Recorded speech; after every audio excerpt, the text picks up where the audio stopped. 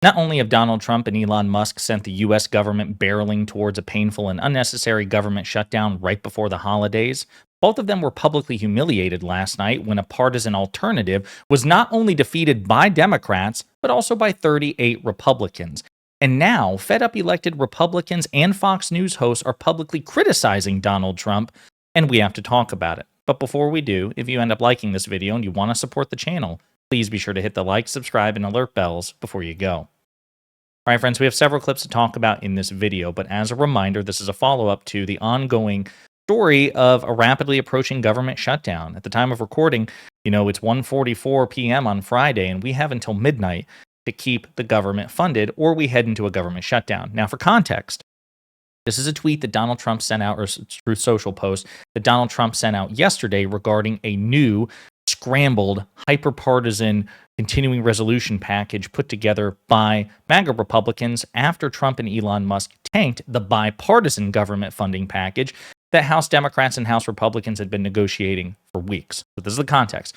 Success in Washington. Speaker Mike Johnson and the House have come to a very good deal for the American people. The newly agreed to American Relief Act of 2024 will keep the government open, fund our great farmers and others, and provide relief for those severely impacted by devastating hurricanes. A very important piece, vital to the American First agenda, was added as well.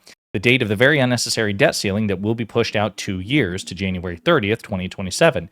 Now we can make America great again very quickly, which is what the people gave us a mandate to accomplish. All Republicans and even the Democrats should do what is best for our country and vote yes on the bill tonight. Now, taking everything that Trump says at face value, which is stupid, you should never do that. He's the biggest liar in professional politics. The fact of the matter is, that's not what happened. As a matter of fact, not only did Democrats vote against it, all but 38 dozens of Republicans voted against it as well, despite threats from Elon Musk and Donald Trump about primaries. If you vote against this or you don't support the Republicans, 38 House Republicans voted against this. And not only did it need a simple majority to pass the House, it actually needed a 2/3 majority, this particular bill. So it failed spectacularly. All right. So Donald Trump did not get what he wanted. And as a consequence of the delays associated with scrambling to create this partisan version of a bipartisan government funding bill, we've lost precious time. And now Republicans are even further scrambling. But it's so bad that despite Donald Trump winning the election, despite the cultishness associated with MAGA, some elected Republicans and even Fox News hosts are so fed up that they are lashing out at Trump for his incompetence on, well, really, not just on social media, but in public, period. So Brit Hume, legendary Fox News analyst, a conservative, said, Speaker Johnson is getting the blame for the failure of the bills to keep the government open. But how about the team of Trump, Musk and company? They shot down the first bill, too full of pork, they said. They demanded a streamlined bill. Johnson produced one and put it on the floor. It failed miserably, with 36 House Republicans voting against it. Way to go, guys. So Brit Hume, who is a conservative, a principled conservative to the extent that one exists, and I say that very loosely, and a legendary Fox News host, is saying it's really Trump and Musk who kind of screwed the pooch on this, not Mike Johnson.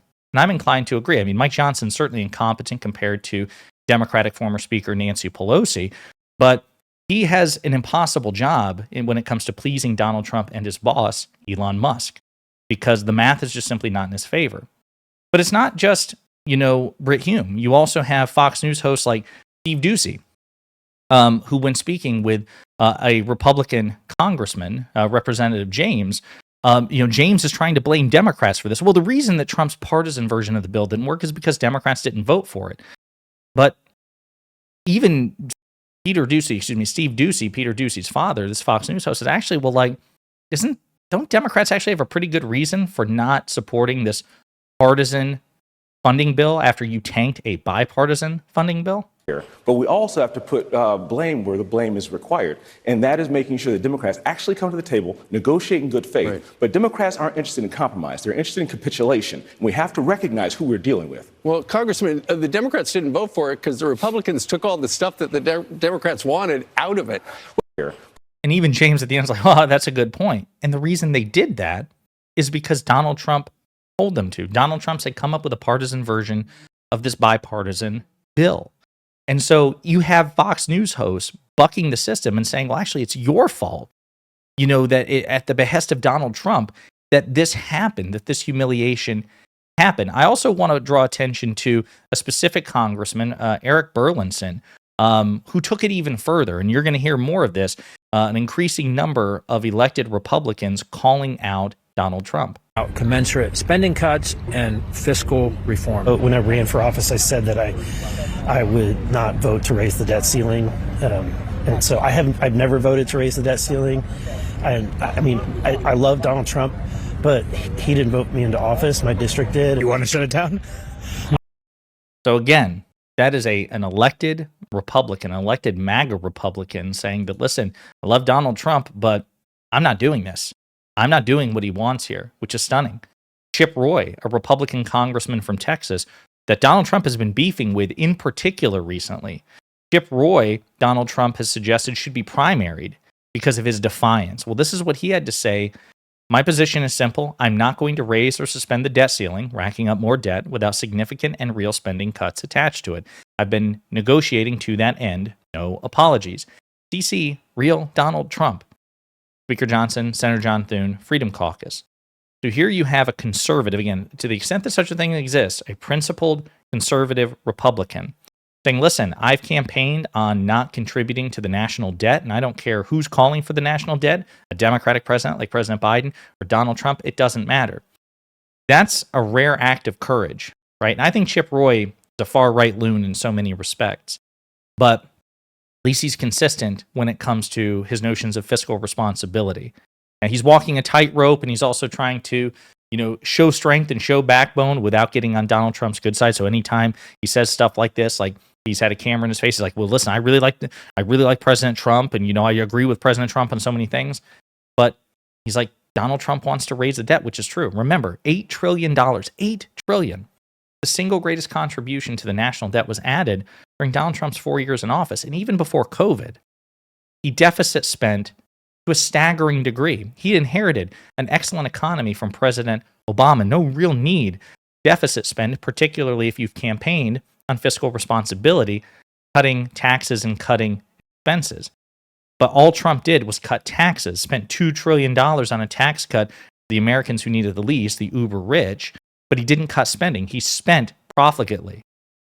And so even prior to COVID, he added to the national debt. It's a staggering sum. Donald Trump has no credibility whatsoever to an honest person when it comes to fiscal responsibility or fiscally conservative responsibility, right? To the extent that that's a value for you, Donald Trump is simply not your guy. He is the most fiscally profligate president in modern American history. $8 trillion in a 4-year term. 4 years. 25% of the national debt. Claudia Tenney goes one further and says, listen, Mike Johnson's been the one trying to play chess here, right? Mike Johnson's the one, stuck between a rock and a hard place. What the hell is Donald Trump doing? I hate to put this out in the public, but this is a chess game. The speaker is in a finesse game. This isn't a bludgeon game. And exactly what you said. Trump can sit on True Social all day. That didn't persuade 38 members of Congress. Yeah, no, you're exactly right. Congresswoman, you make so many great points. Thank you so much. Good luck today. She even got 2 Newsmax hosts like, yeah, I agree. Donald Trump just tweeting, running his mouth, doing absolutely nothing productive. It's not going to help anybody. And indeed it didn't. It is stunning that 38 House Republicans managed to find enough of a backbone to defy Trump despite threats from Trump and Elon Musk, his primary financier. Now, will that resistance maintain? I don't know. I'm a skeptical person by nature. I really am. But this is a good sign, isn't it? And the fact that she's willing to defy him that way or speak in such terms, again, pretty tepid, I suppose, in the grand scheme of things. But by MAGA cult standards, and given how vindictive and wrathful Donald Trump can be, that's a pretty big thing from Claudia Tenney. Here's another one. To vote for. We cannot get everything we want in this bill. And the speaker knows that. The speaker is playing high-level chess, while so many of our colleagues, unfortunately, are playing checkers. They're playing into the hands of the Democrats, who control the Senate. Schumer, every time people like Victoria and some of these other members get up and say the same old kind of message board rhetoric you're seeing that she's, kind of putting out there, Chuck Schumer rests easy. He says, "Oh, they can't lead. They can't put themselves together." The speaker to vote for. We cannot get everything. So again, in this particular clip, she doesn't mention Trump by name, but that's clearly who she's talking about. People who are, behaving crudely and bringing a cudgel to a finesse game. No sympathy for Mike Johnson. I really have none, because he has helped create this situation. He has helped, much like Mitch McConnell, Mike Johnson helped create the monster which is ultimately consuming him, which is ultimately destroying his life, that being Donald Trump and the, recklessness and the stupidity represented by Trumpian politics. I think Mike Johnson's a smart guy. I genuinely believe that. But, the facts are the facts, and he simply doesn't have the margins to do what Donald Trump wants him to do. Because, again, this is important. Let's say they change the rules, which permits House Republicans to pass a continuing resolution that Donald Trump and Donald Trump and Elon Musk, his boss, like. Okay, instead the 2/3 supermajority requirement for this particular type of legislation will change the rules and pass it with a simple majority. Okay, well, number one, there's no guarantee that you would get that simple majority because 38 Republicans voted against you the last time. Maybe that could change if you apply sufficient pressure, but that's a gamble. But then let's say you succeed. Let's say you peel off enough of those 38 that it makes it through the House. Well, then what? It has to go, as Claudia Tenney's referred to, Chuck Schumer, the majority leader of the Senate. And the Senate majority leader doesn't even have to bring it to the floor. He could say, listen, this is a partisan deal. They've acted in bad faith. We had bipartisan negotiations. We had an agreement. But Elon Musk and Donald Trump tanked it. That's on the Republicans. We are not obligated. We met them halfway. We are not obligated to go all the way to them. Now they're obligated to give us what we want. And if they don't do that, then this bill is dead on arrival, and it's 100% their fault. But let's say, for whatever reason, they're able to persuade Chuck Schumer to bring it to the floor for a vote, and they're able to persuade, 50-something or 40-something Republican senators and a sufficient number of Democrats to get it over the 60-vote threshold, right? So it passes the Senate, again, in one timeline out of a million. Well, then it has to go to President Biden to sign it into law. And President Biden isn't going to do that. So there's no way out for Mike Johnson. None. He's in more or less the same position that Kevin McCarthy was when Kevin McCarthy was Speaker of the House. And that's what these MAGA Republicans and people like Donald Trump and Elon Musk simply don't get.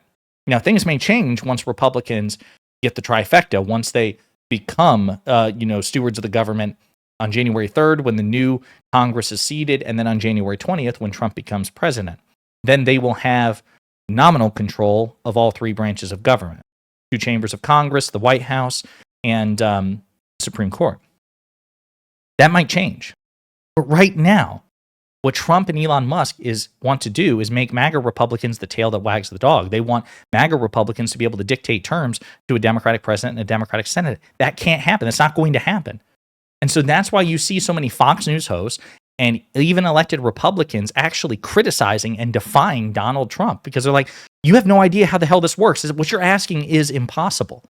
And so, of course, as you know, I love to see a good MAGA civil war. Hopefully it continues, but we'll see. In the meantime, let me know what you think in the comments.